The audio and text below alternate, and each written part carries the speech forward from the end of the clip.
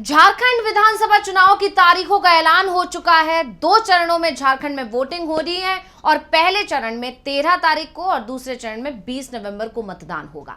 चुनाव नतीजे महाराष्ट्र विधानसभा चुनाव के साथ ही यानी कि 23 नवंबर को ही आएंगे।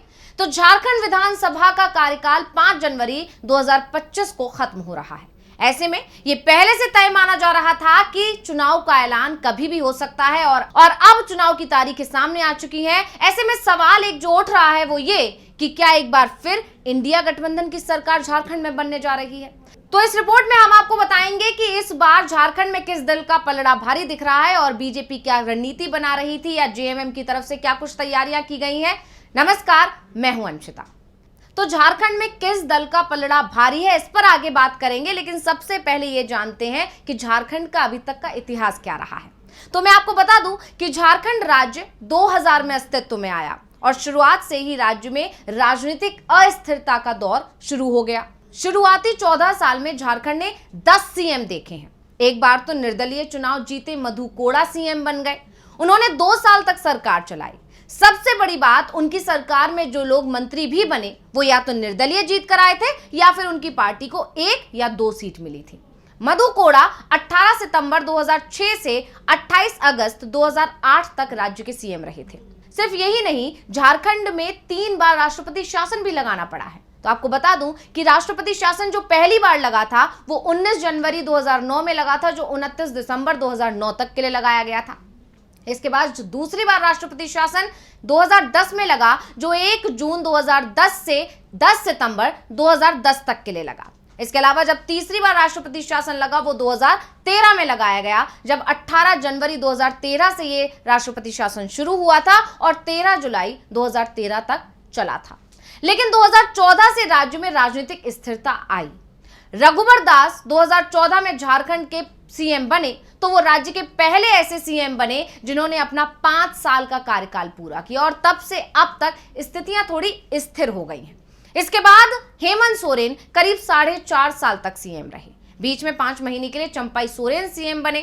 5 सालों से इंडिया गठबंधन की राज्य में सरकार है और इस समय हेमंत सोरेन ही राज्य के सीएम हैं। हेमंत सोरेन भी पूरा 5 साल का कार्यकाल पूरा करते अगर उन्हें जेल ना जाना पड़ता। आप जानते ही हैं ये मामला काफी गरमाया रहा। ईडी, सीबीआई इस सब के चलते हेमंत सोरेन को जेल जाना पड़ा और उसके बाद उन्हें अपनी जो कुर्सी है वो कुछ महीनों के लिए चंपाई सोरेन को सौंपनी पड़ी और उसका खामियाजा भी उन्होंने भुगता। चंपाई सोरेन ने पार्टी छोड़ दी और बगावत कर दी और इससे कहीं ना कहीं अब जेएमएम पर ऐसा माना जा रहा है कि इसका प्रभाव पड़ सकता है। लेकिन जिस तरह से जेएमएम ने तैयारियां कर ली हैं, जिस तरह से जेएमएम हेमंत सोरेन के नेतृत्व में, कल्पना सोरेन के नेतृत्व में जिस तरह से चंपाई सोरेन की मुसीबतें बढ़ाता दिख रहा है, उससे ये मानकर चला जा रहा है कि चंपाई के जाने से जेएमएम को कोई खास नुकसान नहीं होने वाला है, उल्टा चंपाई को नुकसान होगा। और क्योंकि चंपाई बीजेपी में चले गए हैं इसलिए बीजेपी को भी नुकसान हो सकता है। लेकिन फिलहाल बात अभी हम पिछले चुनावों की कर लेते हैं, कितना किसके पास सीट्स आई थी इस पर भी बात करते हैं। बाकी क्या संभावनाएं हो रही है इस पर हम आगे और चर्चा करेंगे। तो मैं आपको बता दूं कि अभी हेमंत सोरेन के सामने सत्ता बचाने की चुनौती है। अगर हम 2019 के झारखंड विधानसभा चुनाव के परिणाम की बात करें तो राज्य में कुल 81 सीटें हैं। इन 81 सीटों में से जब 2019 के जो परिणाम थे उस जेएमएम के खाते में 30 सीटें आई थी। बीजेपी 25 सीटों पर सिमट गई थी। कांग्रेस 16 सीट्स जीती थी, यानी कांग्रेस तीसरी पार्टी बनकर उभरी थी। जेवीएम 3 सीट्स पर सिमट गई थी। आजसू के खाते में मात्र 2 सीटें आई थी। आरजेडी भी सिर्फ 1 सीट जीत पाई थी।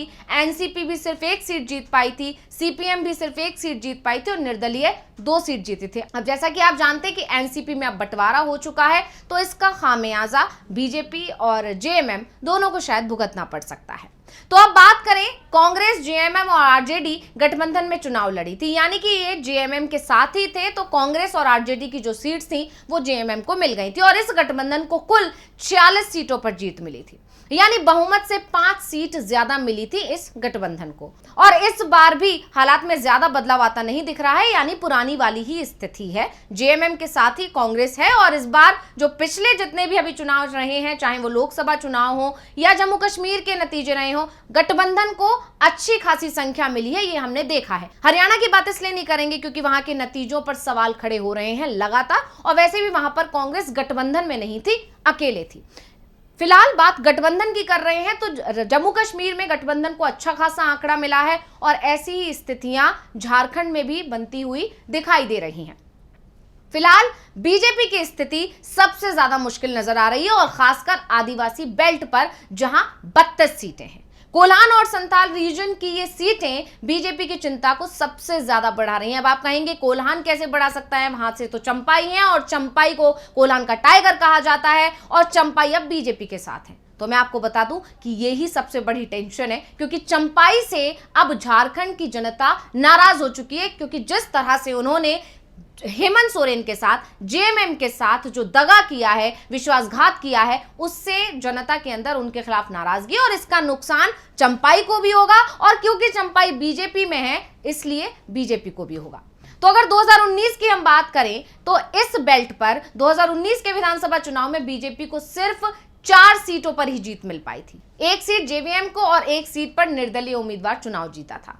26 सीटें कांग्रेस जेएमएम गठबंधन के हिस्से गई थी, जिसमें से कांग्रेस को 5 और जेएमएम ने 21 पर जीत हासिल की थी। और इस बार भी संथाल और कोल्हान रीजन में बीजेपी की स्थिति बेहद कमजोर दिखाई दे रही है। बीजेपी ने इसी के चलते, मतलब इस परेशानी को या इस कमजोरी को ताकत में बदलने के लिए, मजबूती में बदलने के लिए कोल्हान रीजन के जेएमएम नेता चंपाई सोरेन को अपने पाले में किया, लेकिन चंपाई कोई करिश्मा दिखा पाएंगे, इस पर सवाल उठ रहे हैं, क्योंकि चंपाई खुलकर ना तो जेएमएम पर कोई हमला बोल रहे हैं, यहां तक कि अगर कोई रैली होती है या कोई संबोधन होता है, किसी कार्यक्रम में उन्हें जाना होता है, तो पिछले दिनों खबर आई थी कि उन्होंने वहां से दूरी बना ली थी, मतलब वो बीमार हो गए थे। उन्होंने बाकायदा फोटो भी साझा किया था कि वो बीमार है, इसलिए वो इस रैली में नहीं शामिल हो सकते। हालांकि वर्चुअली वो उसमें शामिल हुए, लेकिन उन्होंने ना तो हेमंत सोरेन के खिलाफ कुछ बोला, ना कल्पना सोरेन के खिलाफ कुछ बोला। तो ऐसी भी संभावनाएं जताई जा रही हैं कि चंपाई एक बार फिर वापसी की राह भी तलाश सकते हैं, क्योंकि जेएमएम में सीधे तौर पर उन्होंने अपने रिश्ते खराब नहीं किए। ना तो चंपाई इधर से कोई हमला कर रहे हैं, ना ही कल्पना सोरेन और हेमंत सोरेन चाचा के बारे में कुछ भी बोल रहे हैं, बल्कि जब भी कल्पना सोरेन से चंपाई सोरेन को लेकर कोई सवाल किया जाता है तो वो कह देती हैं कि हम चाचा जी के बारे में कोई कुछ भी नहीं कहना चाहते हैं, वो हमसे बड़े हैं। तो इस तरह की चीजें यहां पर इशारा कर रही हैं कि चंपाई और जेएमएम के रिश्ते शायद आगे आने वाले समय में एक बार फिर सुधर सकते हैं। लेकिन चंपाई और जेएमएम के रिश्ते भले ही सुधर जाएं, लेकिन चंपाई के इधर आने से बीजेपी और उनके अपनों के, यानी कि बीजेपी के दिग्गजों के रिश्ते यहां पर बिगड़े हुए नजर आ रहे हैं। चाहे वो अर्जुन मुंडा हो या बाबूलाल मरांडी हो, ये सभी दिग्गज बीजेपी से नाराज हो गए हैं जब से चंपाई को बीजेपी ने शामिल किया है, क्योंकि लगातार ये जो नेता थे वो चंपाई के बीजेपी में शामिल होने का विरोध कर रहे थे।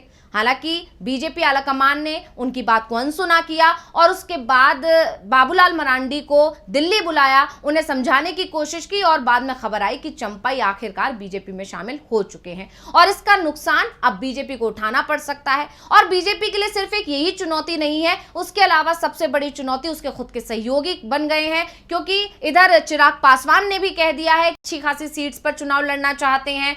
दूसरी तरफ जीतन राम मांझी ने भी ऐलान कर दिया है कि वो भी कम से कम 5 सीट्स पर चुनाव लड़ेंगे और यहां पर बीजेपी जो है आजसू और जेडीयू के अलावा किसी और को सीट्स देने को राजी नहीं है। यहां तक कि हिमंता बिस्वा शर्मा से भी जब सीट बंटवारे को लेकर सवाल किया तो उन्होंने आजसू का जिक्र किया, जेडीयू का जिक्र किया कि उनको कितनी सीट्स मिलने वाली हैं, लेकिन जब चिराग पासवान को लेकर उनसे सवाल किया गया तो उन्होंने सवाल का जवाब देने के बजाय टाल दिया और कह दिया कि ये मतलब नहीं है, मैं गणित में नहीं पढ़ना चाहता कि किसको कितनी सीट्स दी जा रही हैं, मतलब सिर्फ इतना है कि एनडीए को एकजुट होकर ही लड़ना है और गठबंधन में रहकर ही चुनाव लड़ना है। यानी वो सवाल से बचते हुए नजर आए और इसी वजह से ये माना जा रहा है कि हो सकता है चिराग पासवान भी नाराज हो जाए, क्योंकि उन्होंने साफ साफ ये कह दिया है कि अगर एनडीए उनके मन मुताबिक उनको सीट्स नहीं देगा, बीजेपी उन्हें सीट्स नहीं देगी, तो वो अलग भी लड़ सकते हैं, क्योंकि उनका जो गठबंधन है वो सिर्फ बिहार के अंदर है, बिहार से बाहर कोई लेना देना नहीं है, वो और उनकी पार्टी पूरी तरह से स्वतंत्र है। तो यहां पर बीजेपी हर तरफ से घिरी हुई नजर आ रही है। जेएमएम, झारखंड की जनता पहले ही नाराज है, बहुत अच्छी स्थिति बीजेपी की है नहीं, और उसके अलावा चंपाई सोरेन की वजह से भी जनता नाराज है। तीसरा, जिस तरह से हेमंत सोरेन पर आरोप लगाकर उन्हें जेल भेजा गया, उसके चलते एक सहानुभूति भी है जनता की जेएमएम के साथ। और सब चौथी बात कि उसके खुद के अपने नेता बीजेपी के और सहयोगी दोनों ही कहीं ना कहीं छिटके हुए और नाराज नजर आ रहे हैं। तो इसी वजह से जानकार दावा कर रहे हैं कि हो सकता है कि झारखंड में इस बार का जो नतीजा है वो सत्ता रिपीटेशन का हो जाए, मतलब एक बार फिर से जेएमएम की वापसी हो जाए। हालांकि जानकारों के दावों में कितनी सच्चाई है ये तो नतीजे आने के बाद ही पता चलेगा, और जो नतीजे 23 नवंबर को आएंगे तब तक के लिए हम सिर्फ इंतजार कर सकते हैं। तो इस रिपोर्ट को लेकर आपका क्या कहना है, हमें कमेंट करके अपनी राय जरूर दीजिएगा। इसी के साथ मुझे दीजिए इजाजत। देखते रहिए डीवी लाइव। नमस्कार।